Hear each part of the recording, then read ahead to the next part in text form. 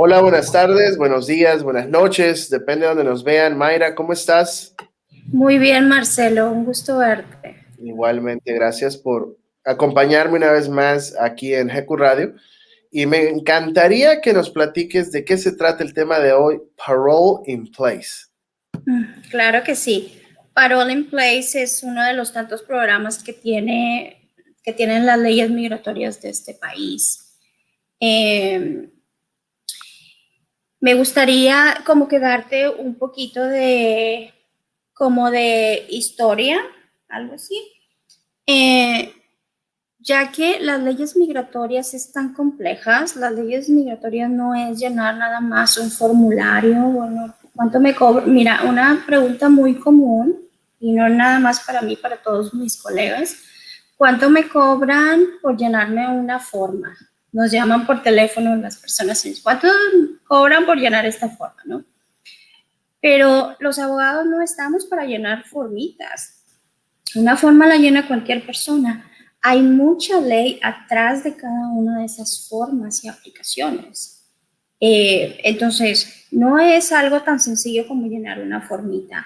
La ley migratoria es considerada la segunda ley más compleja de Estados Unidos, después de la tributaria.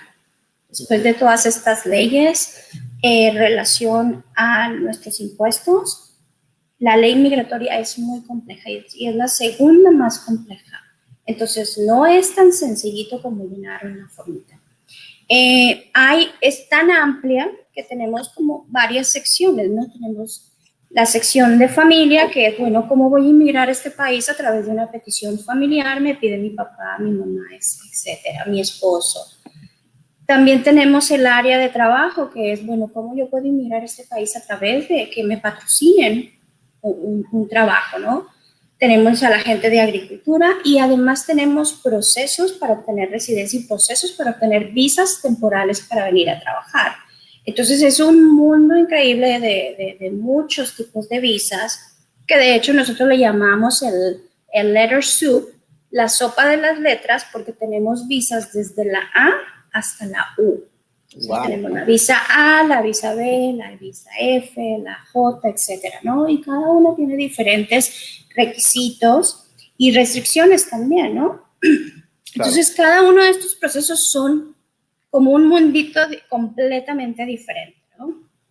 Y después tenemos también la inmigración por medio de corte, que es, bueno, todas estas personas que no tienen un estatus en este país, bueno, tienen que pasar por la corte para después ser removidos o, en su defecto, estas personas cuando tienen un alivio migratorio, que es como se le llama a estos recursos legales, por medio de los cuales nosotros podemos suspender o detener una deportación, es decir, me detienen, pero yo estoy casada con un ciudadano americano, bueno, entonces con el juez yo le voy a decir, bueno, no me puedes deportar porque mira, estoy casada, puedo obtener mi residencia a través de él, etcétera, etcétera, ¿no? Entonces esa es otra manera en la cual nosotros podemos obtener una residencia a través de corte. Y después tenemos todo este grupo de programas humanitarios.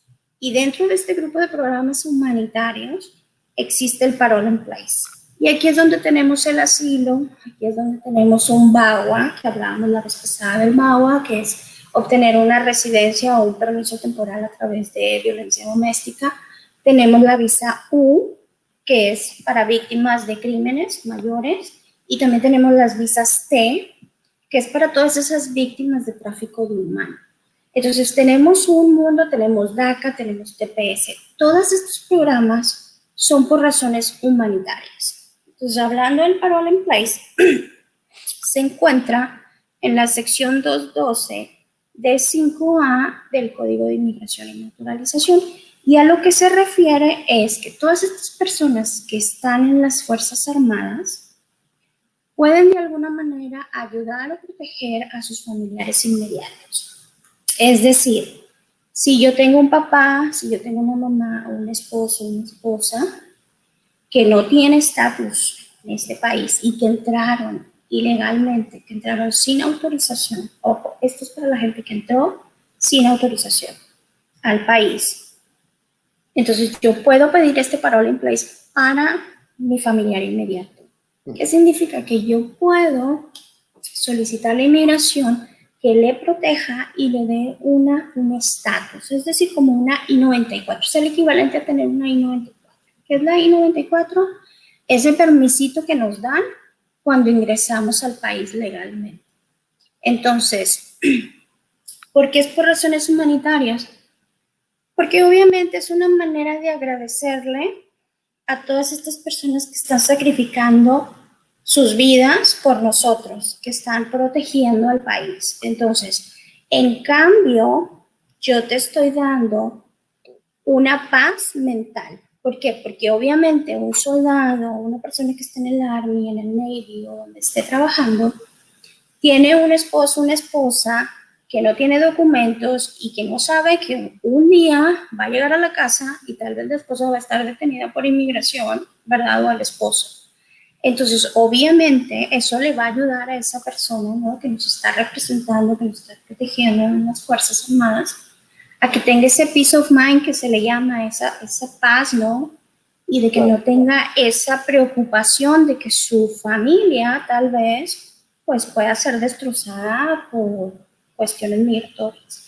Entonces, independientemente de que estas personas entraron sin documentos y no tienen un estatus legal, bueno, se pide el parole en place para ellos y con esta protección o este equivalente a esta I-94, entonces ya se les puede ajustar estatus. Es decir, se les puede pedir una residencia sin necesidad de que paguen un castigo, de que tengan que someter un perdón, de que tengan que salir del país, ajustar su estatus afuera, nada. No tienen que pagar una multa, absolutamente nada. Entonces, lo más lindo de este proceso es que no tiene un filing fee, no hay tarifa con inmigración. Obviamente tienen que pagarle al abogado para que pues, someta un paquete que esté bien soportado y que no se les vaya a negar lo que es esta solicitud. ¿Cuáles son las ventajas? Bueno, en el Inter, una vez que nos otorgan este beneficio, nos dan un seguro social, nos dan un permiso de trabajo y ya con esto podemos obtener una identificación oficial dependiendo de dónde vivamos. Este proceso se hace localmente, es decir, se procesa localmente, es decir, si la persona vive en Houston, se va a someter a la oficina de inmigración local en Houston. Entonces, dependiendo de dónde vive la persona, es donde se va a procesar este parole en place. Hay que tomar en cuenta que la persona que está en las Fuerzas Armadas debe ser un miembro activo. Debe estar activamente en las Fuerzas Armadas o puede ser un veterano también, o puede ser una persona, un miembro de las Fuerzas Armadas que está registrado en la lista de reserva. ¿Okay? No sé si tengas alguna duda, Marcelo. ¿Qué estatus legal tiene que tener el miembro que esté en las Fuerzas Armadas? O sea, puede ser un estatus, por decir así, temporal, porque no sé si en las Fuerzas Armadas puede estar una persona que no sea residente o ciudadano. Tiene que ser un ciudadano americano. Ok, ciudadano. Ciudadano americano. Tiene que ser un ciudadano americano porque entonces ahí ya entra lo que es la petición, ¿no? La petición. Porque una cosa es que nos den esta protección para darnos como un estatus en el país, primero. Eso es lo que nos están dando con este parole en place, nos dan un estatus. Y ya una vez que tenemos estatus, entonces ya podemos procesar una residencia dentro de Estados Unidos. Para que alguien me pueda pedir si es mi esposo el que me está pidiendo, obviamente tiene que ser un ciudadano americano o un residente. Pero en caso de que sean los padres, los únicos que pueden solicitar una petición para los padres son los ciudadanos americanos. Entonces, en conjunto, la persona también debe ser ciudadana americana, además de estar o ser un miembro activo de las Fuerzas Armadas. Ojo, muchas veces los hijos tal vez no han llegado a la edad de 21 años, que es cuando ya podemos pedir, los ciudadanos americanos ya cuando tenemos 21 años ya podemos pedir a nuestros padres. Tal vez el muchacho o la muchacha están jovencitos, ¿no? Todavía no han llegado a los 21 años, pero ya están en las Fuerzas Armadas. Lo que sucede es que en esos casos se puede pedir el parole en place se les otorga ese beneficio a los padres, ¿verdad? Se les otorga su permiso de trabajo y obviamente ya pueden obtener seguro social, identificaciones, etcétera, pero no se les puede pedir hasta que el hijo o la hija tenga 21 años. Pero en el inter, vamos a decir que tiene 18 y a los 18 años es cuando se solicita el paro. Entonces, bueno, en ese inter, al menos ya los padres ya pueden estar legalmente de alguna manera. Ya van a tener una identificación, ya van a poder conseguir un trabajo, etc. Ya cuando se tienen 21 años, entonces ya se pueden someter lo que son las peticiones familiares y el ajuste de estatus, es decir, pedirles ya una residencia a los padres. ¿Y a quiénes le pueden pedir? ¿Solamente sus papás? Sí, los ciudadanos americanos solamente pueden pedir a los padres. También podrían pedir si es que estuviesen casados, si tuviesen la edad, obviamente, para ya casarse, porque la edad para casarse es diferente en todos los estados, pero si ya estuviesen casados legalmente, pues también podrían pedir al cónyuge, en dado caso de que el cónyuge no tuviese algún tipo de estatus migratorio. Interesante, muy interesante.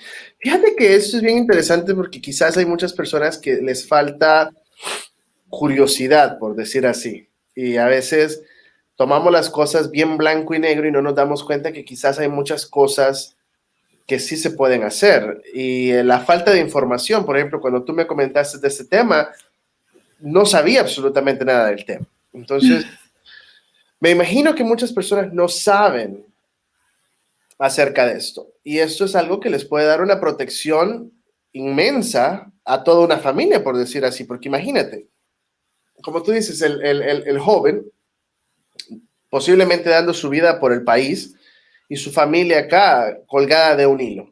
Y literalmente hay un beneficio que pueden aplicar, que es gratis, que básicamente lo único que tienen que hacer es conseguir a un abogado que le haga el papeleo correcto. Y me gusta lo que dijiste al inicio. Las formas son muy fáciles de llenar para cualquier persona que sepa lo que está haciendo. El problema es que no todos los casos son sencillos como para solamente llenar las formas. Hay muchos casos que, por ejemplo, hay complicaciones a lo largo del camino. Si tu caso, me imagino, es súper normal, súper tranquilo, capaz lo puedes hacer tú solo. Pero el problema, me imagino, que es cuando tienes un error en el proceso, todo se complica. Claro. Y es que, y ahí es donde quizás entra lo que hablábamos muy al inicio, que son los notarios.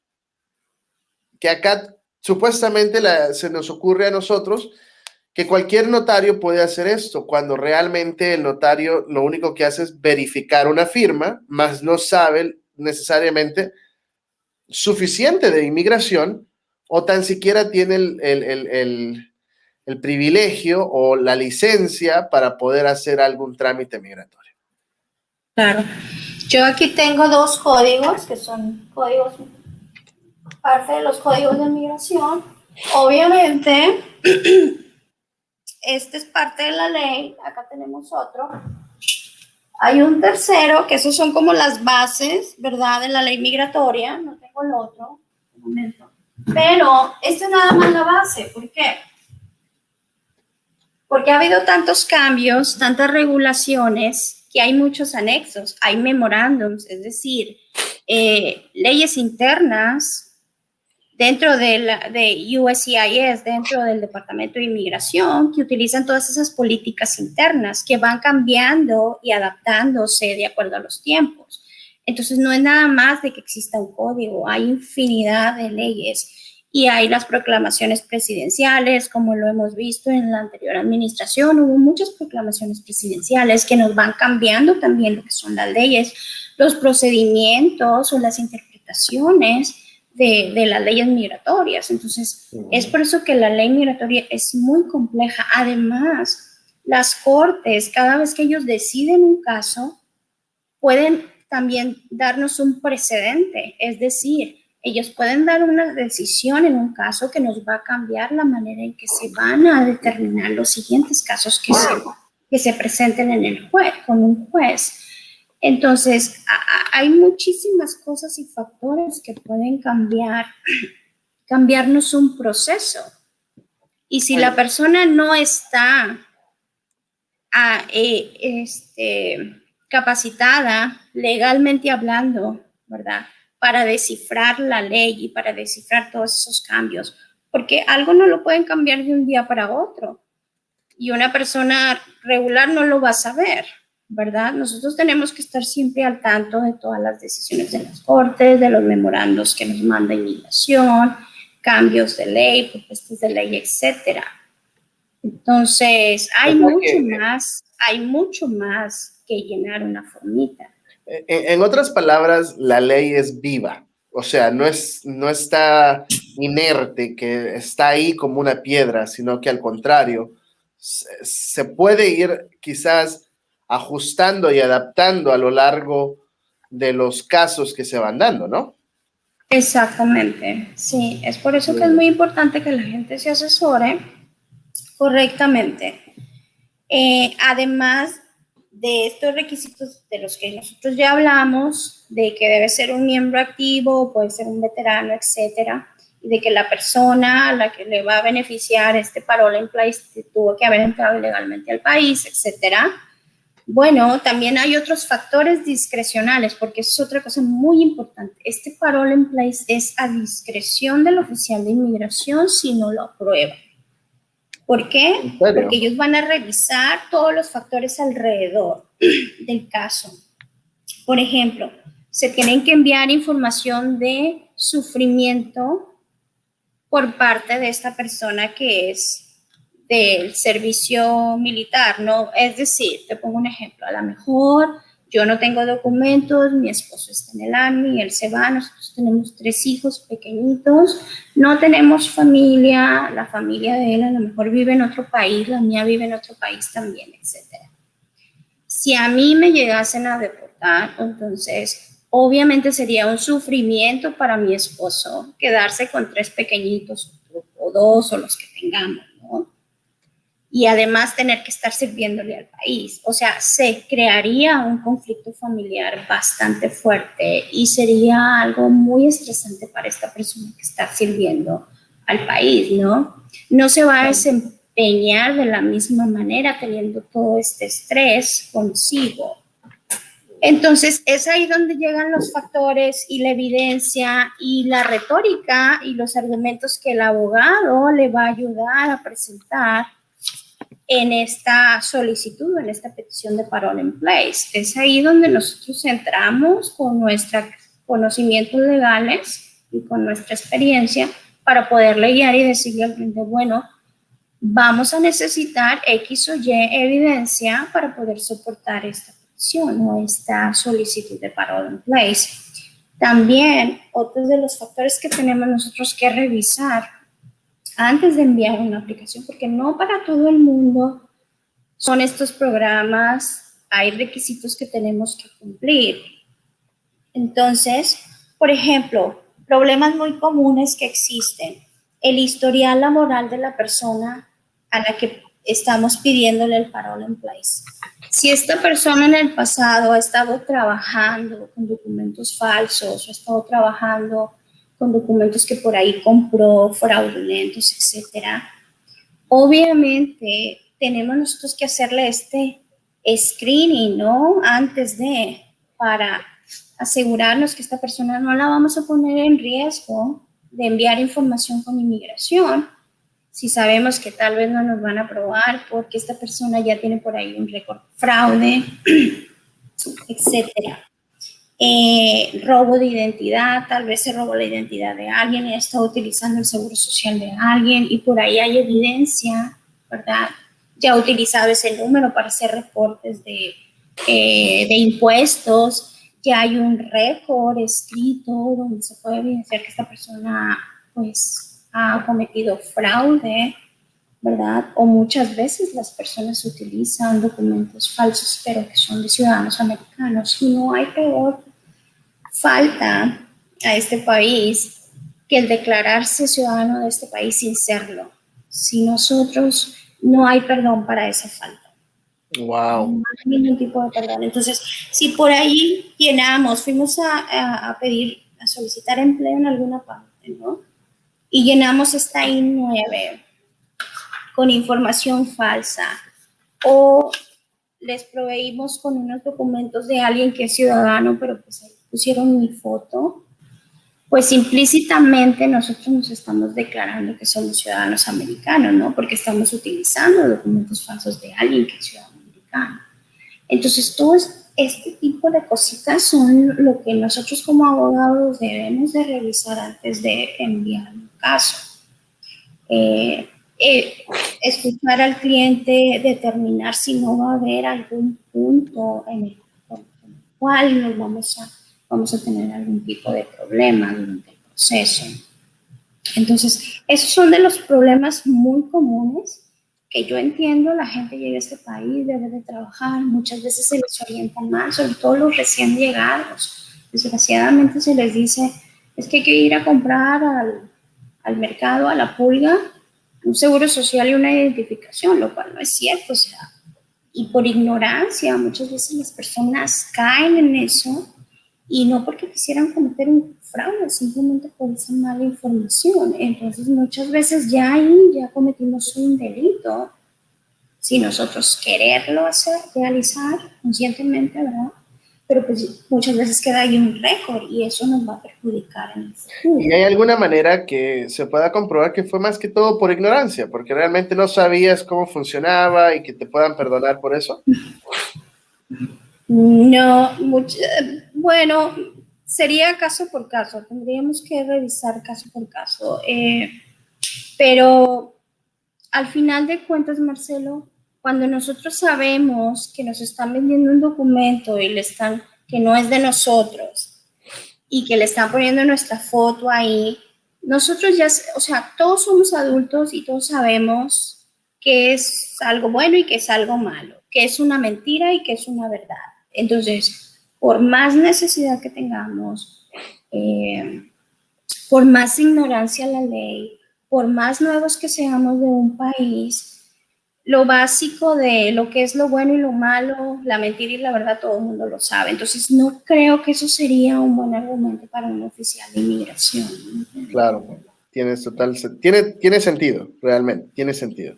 Bueno, te agradezco por tu tiempo, ya se nos está terminando acá el espacio, pero les invito a todos los que tienen dudas de estos temas que no se queden con la duda, por favor, porque muchas veces esa duda puede que haya una solución para ese problema y que tú no lo sepas. ¿Cuántas personas que están viviendo violencia doméstica, violencia de abuso en el trabajo, que está un familiar en las fuerzas militares y esas personas aún no tienen un estatus adecuado?